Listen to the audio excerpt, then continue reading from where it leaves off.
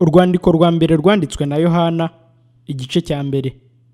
Jambo ahinduka umuntu, uwahozeho uhereye mbere na mbere, uwo twumvise, uwo twiboneye n'amaso yacu, kandi uwo twitegereje intoki zacu zikamukoraho, ari we jambo ry'ubugingo, kandi ubwo bugingo bwarerekanywe turabubona, turabuhamya, kandi none turababwira iby'ubwo bugingo buhoraho bwahoranye na Data wa twese, tukabwerekwa. Ibyo twabonye tukabyumva nibyo tubabwira, kugira ngo namwe mufatanye natwe, kuko ubwacu dufatanije na Data wa twese n'umwana we Yesu Kristo. Ibyo nibyo tubandikiye, kugira ngo umunezero wanyu ube mwinshi. Utagendera mu mucyo w'Imana nta sano afitanye nayo. Ubu nibwo butumwa twumvise buvuye kuri we, tukabubabwira yuko Imana ari umucyo, kandi ko muri yo hatari umwijima na muke. Nituvuga yuko dufatanije nayo tukagendera mu mwijima, tuba tubeshye tudakurikiza ukuri. Ariko rero iyo tugendeye mu mucyo nk'uko nayo iri mu mucyo, tuba dufatanije ubwacu, kandi amaraso ya Yesu umwana wayo atwezaho ibyaha byose, kwatura ibyaha byacu no kubibabarirwa. Nituvuga yuko ari nta cyaha dufite, tuba twishutse, ukuri kuba kutari muri twe.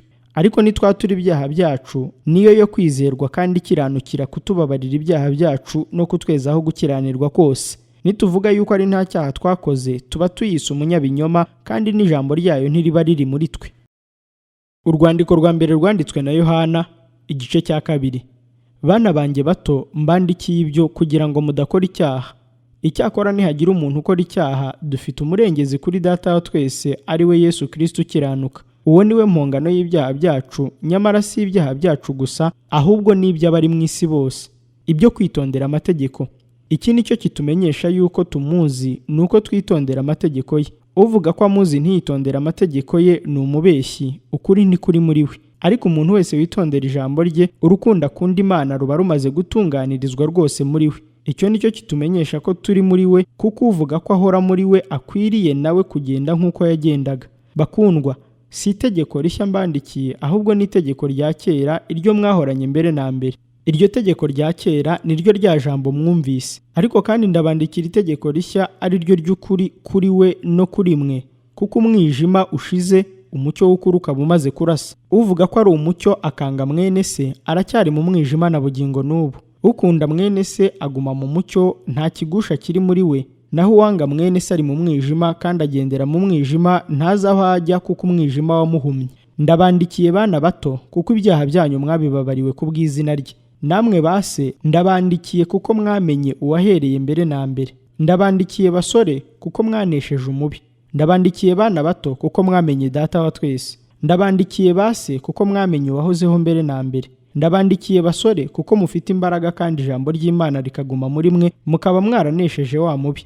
Ntimugakunde iby'isi cyangwa ibiri mu isi. Umuntu nakunda iby'isi, gukunda Data wa twese ntikuba kuri muri we. Kuko ikiri mu isi cyose, ari irari ry'umubiri, ari n'irari ry'amaso, cyangwa kwibona ku by'ubugingo, ridaturuka kuri Data wa twese, ahubwo bituruka mu isi. Kandi isi irashirana no kwifuza kwayo, ariko ukora iby'Imana ishaka azahoraho iteka ryose. Ibya Antikristo.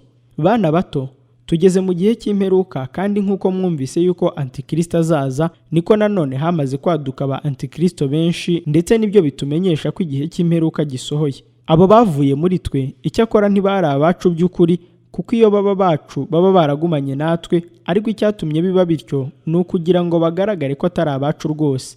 Nyamara mwebweho mwasizwe n'uwera, kandi muzi byose. Simbandikiye ko mutazi ukuri, ahubwo nuko mukuzi, kandi kuko ari nta binyoma biva mu kuri.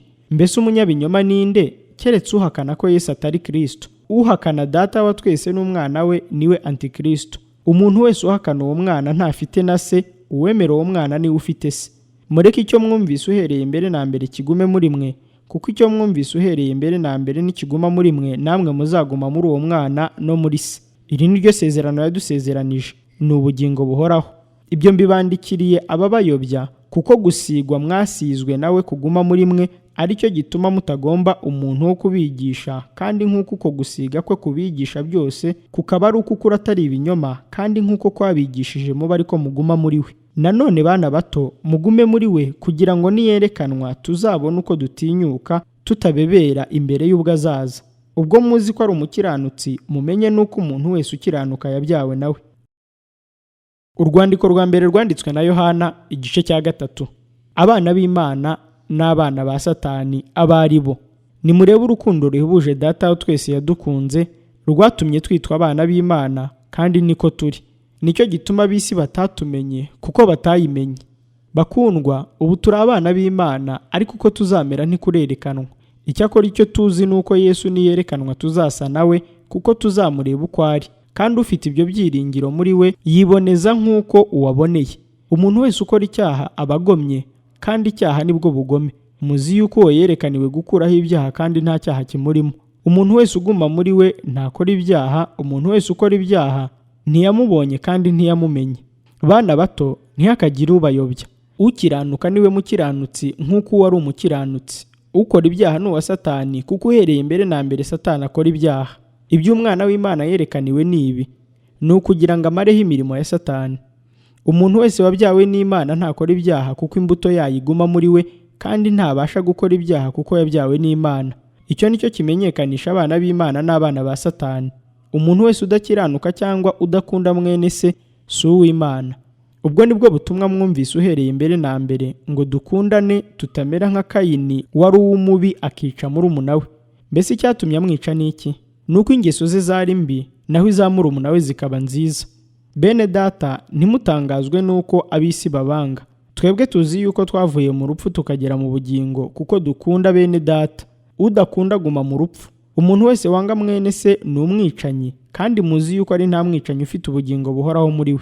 Iki nicyo kitumenyesha urukundo icyo ari cyo, nuko Yesu yatanze ubugingo bwe ku bwacu, natwe ikidukwiriye nuko twatanga ubugingo bwacu ku bwa bene data. Ariko se ufite ibintu byo mu isi akareba ko mwene se akennye akamugirira imbabazi?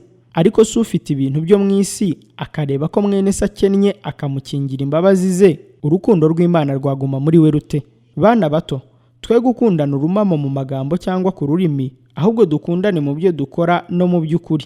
Icyo nicyo kizatumenyesha ko turi ab'ukuri, tukabona uko duhumuriza imitima yacu imbere yayo, nubwo imitima yacu iducira urubanza, kuko Imana iruta imitima yacu kandi izi byose. Bakundwa, imitima yacu nitaducira urubanza, turatinyuka imbere y'Imana, kandi icyo dusaba cyose tugihabwa nayo, kuko twitondera amategeko yayo tugakora ibishimwa imbere yayo. Itegeko ryayo ni iri: nuko twizera izina ry'umwana wayo Yesu Kristo, tugakundana nk'uko yadutegetse.